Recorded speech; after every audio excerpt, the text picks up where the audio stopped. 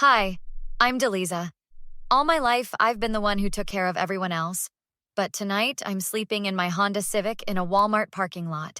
The back seat isn't exactly the memory foam mattress I'm used to, but it beats the alternative, asking my son for help after what he did. 3 months ago, my husband Frank passed away suddenly. Heart attack while mowing the lawn. 36 years of marriage gone in an instant.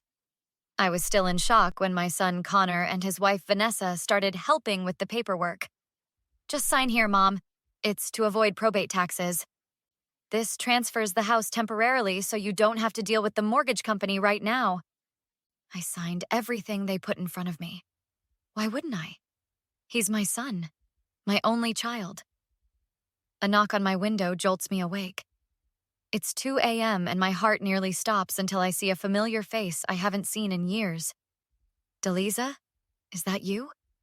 I roll down my window, embarrassment washing over me. Maxwell, what are you doing here?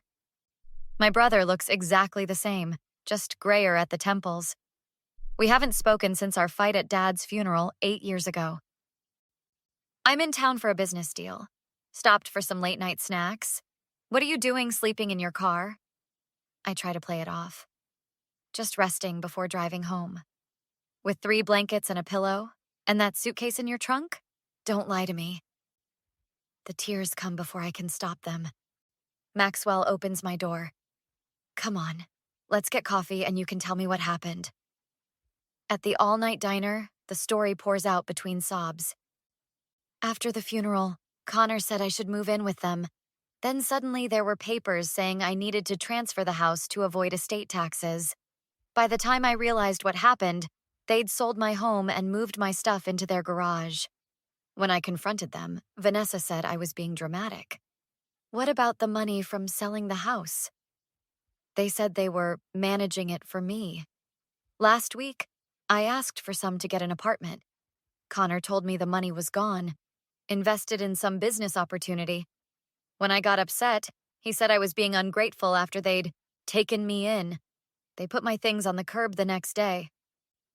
Maxwell makes a call. Within 20 minutes, a sleek black car pulls up outside the diner.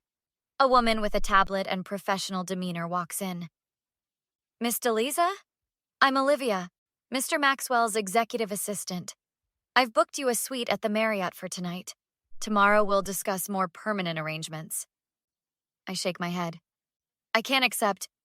Yes, you can, Maxwell interrupts. We're family. I should have been there after Frank died. Let me help now. What about Connor? He's still my son. Maxwell's eyes harden. A son who put his mother out on the street? We'll deal with him later. Right now, you need rest. I have nowhere to go, I whisper. Actually, Maxwell says, pulling out his phone to show me pictures of a beautiful house. I have a property on the lake. It's yours as long as you need it. Consider it your new home. For the first time in months, hope flickers in my chest. The property on the lake turned out to be a full-blown mansion that made my old house look like a garden shed. Maxwell handed me the keys like he was passing me a stick of gum. This is too much. I can't just take a mansion. It's sitting empty anyway. I bought it as an investment property. You're actually doing me a favor by keeping it lived in. I wandered through rooms bigger than my entire first apartment. Floor-to-ceiling windows overlooked the water. I pressed my hand against the cool glass, watching boats drift by. You always did love the water, Maxwell said, coming up behind me. Remember when Dad taught us to swim at Lake Champlain? You were so scared of the fish. I wasn't scared. I was cautious. We both laughed, and just like that, 8 years of silence crumbled away. 3 days later, Olivia arrived with a woman carrying a briefcase. This is Rita Gonzalez, our family attorney. She's reviewed your situation. Rita didn't waste time on small talk. I pulled the property records. The deed transfer wasn't just improper, it was fraudulent. Your signature on 3 documents doesn't match your driver's license signature. And the witness signatures? Both from Vanessa's cousins? My stomach dropped. Are you saying they forged my signature? On some documents, yes. On others, they likely guided your hand while you were grieving. Classic undue influence. And there's more. Your joint account with Frank was drained 2 days after his funeral. $127,000 transferred to an LLC registered to Connor and Vanessa. I sank into the leather sofa. There must be some mistake. Connor wouldn't. Rita laid out bank statements. They also attempted to access your retirement accounts, but couldn't because they needed in-person verification. What happens now? Maxwell asked.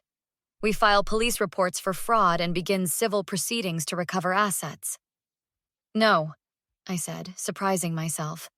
No police. He's still my son. Maxwell paced the room. After what they did? They left you homeless? I need time to process this. Olivia's phone buzzed. She glanced at it, then looked at me strangely. What is it? Maxwell asked. My contact at Meridian Bank just called. Someone claiming to be Deliza's financial advisor tried to access her remaining accounts, a $340,000 trust from her parents. They wanted wire transfer information. Maxwell slammed his hand on the table. That's it. This ends now. Was it Connor? I asked, already knowing the answer. Olivia nodded. He had your social security number and birth certificate, but the bank required additional verification. They're not stopping, Rita said gently. If you don't act, they'll take everything. I stared at the lake, watching a storm roll in across the water. Dark clouds reflected my mood perfectly. I kept making excuses for him. When he was a teenager stealing money from my purse. When he dropped out of the college we paid for. Even when he and Vanessa barely visited Frank in the hospital. Maxwell sat beside me. You were being a mother. A blind one, but not anymore. I turned to Rita. What's our next move? We document everything, but court cases are messy in public. Do you want that? Maxwell exchanged looks with Olivia. Maybe there's another way to handle this. Something more fitting. What do you mean? Connor and Vanessa are greedy. Let's use that against them. For the first time since Frank died, I felt a fire kindle inside me. Not grief, not fear, something stronger. I'm listening. Maxwell's plan was elegant in its simplicity. Set a trap using the one thing Connor and Vanessa couldn't resist. Easy money. We create a fake investment opportunity, Maxwell explained around the dining table. Something exclusive. Something that promises big returns. Rita tapped her pen against her legal pad. And we make sure they have to show their true colors to get in. What about creating a fake investment fund? Olivia suggested. Exclusive to family members of top executives. Maxwell can pose as the connector. They'd bite immediately, I said. Vanessa has always been desperate to appear wealthy. Maxwell nodded. I'll reach out casually. Mention this friends and family opportunity. Minimum buy-in of $200,000. But they don't have that much, I pointed out. Rita smiled. Exactly. We want to see what they'll do to get it. We spent the next week setting the stage. Olivia created fake prospectuses and investment documents. Rita established recording protocols to ensure everything would be admissible if needed. Maxwell called Connor, casually mentioning he was back in town and wanted to reconnect. Remember Marcus? I asked suddenly. Marcus had been Frank's best friend for 30 years. After the funeral, he'd sided with Connor, believing I was just being emotional about the house sale. What about him? Maxwell asked. He should be there. He needs to see who Connor really is. 2 days later, Connor and Vanessa arrived at Maxwell's downtown office. I watched from the adjacent room through one-way glass, stomach churning as my son walked in like he owned the place. Vanessa wore a dress that probably cost more than my monthly Social Security check. Uncle Max, man, it's been forever. Connor went in for the hug while Vanessa scanned the office, clearly calculating its worth. Good to see you both. Appreciate you coming down. Of course. Family first, right? Connor said without a trace of irony. Maxwell got straight to the point. I'm putting together a private investment group. Triple returns in 18 months. Normally, minimum buy-in is $1 million, but family can get in at $200,000. Vanessa's eyes lit up. We're definitely interested. Great. Money needs to be wired by Friday. Clean funds only, everything above board. Connor shifted uncomfortably. Any chance of getting in with a little less? Maybe 50K? Sorry, hard minimum. Lots of people want in. We'll make it work, Vanessa insisted. We have some funds coming available. After they left, Olivia pulled up the recorded conversation. That was almost too easy. Now we wait, Rita said. We didn't wait long. The next morning, Marcus called me, confusion in his voice. Delisa? Connor just asked if he could borrow against the antique car collection Frank left me. Said you approved it already. My hands shook. He what? Said he needed $200,000 for some hot investment. Something didn't feel right, so I called you directly. Marcus, we need to talk. Can you come to this address? After explaining everything to Marcus, his face turned stormy. That little... Frank would be heartbroken. We're setting things right, I assured him. And I need your help with the final piece. Maxwell laid out the last stage of our plan, a family dinner where everything would be revealed. Marcus would bring the evidence of Connor's latest attempted theft. Are you sure you want to go through with this? Rita asked me privately. It's not too late to handle this quietly. I looked at the texts already coming in from Connor, suddenly eager to reconnect with his dear mother. I'm sure some lessons need an audience. Maxwell's lake house dining room was set for dinner, but food wasn't the main course tonight. I watched from the kitchen as guests arrived. Extended family, a few of Frank's old business partners, and some neighbors who'd been fed Connor's story about his unstable mother. Ready for this? Maxwell squeezed my shoulder. I've been ready since I slept in that Walmart parking lot. Connor and Vanessa arrived last, all smiles and air kisses. Connor hugged me like he hadn't left me homeless. Mom, you look amazing. We've been so worried. Have you? I smiled. Let's catch up over dinner. Everyone settled around the table, wine flowing freely. Connor kept glancing at Maxwell, clearly eager to discuss the investment opportunity. Halfway through the main course, Maxwell clinked his glass. I want to thank everyone for coming tonight, especially my sister Delisa. Some of you might have heard stories about her recent difficulties. Connor shifted in his seat.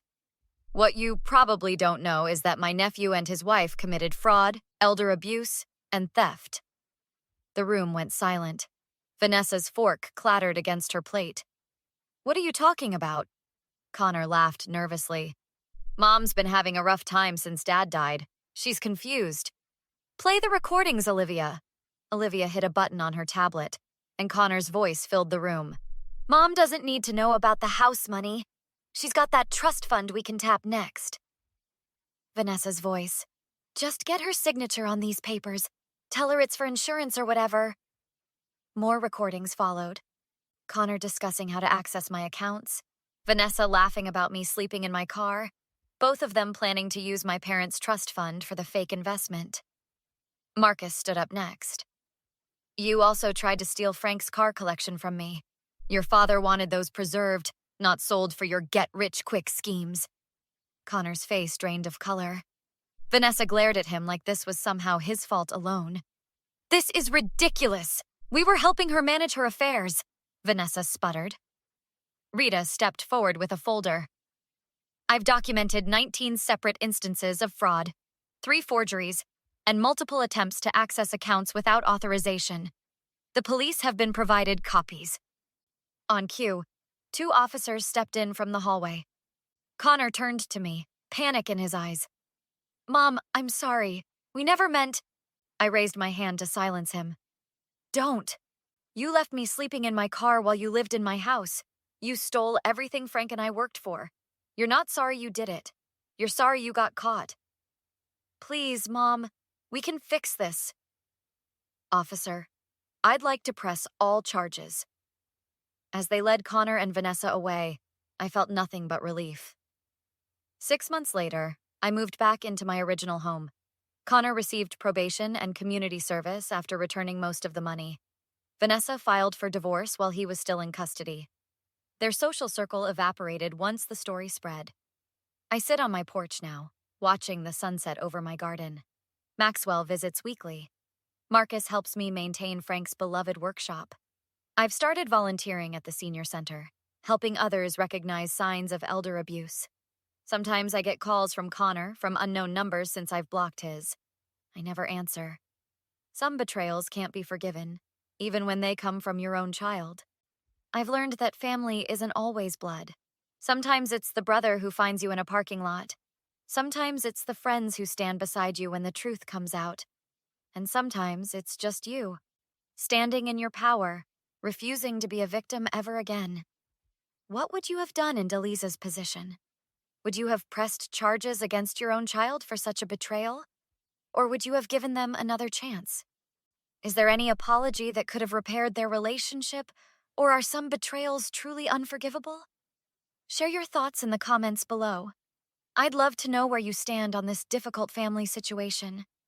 If you enjoyed this story of justice served, please hit that like button and subscribe for more compelling revenge stories. New videos every day about people who fought back against toxic situations and won.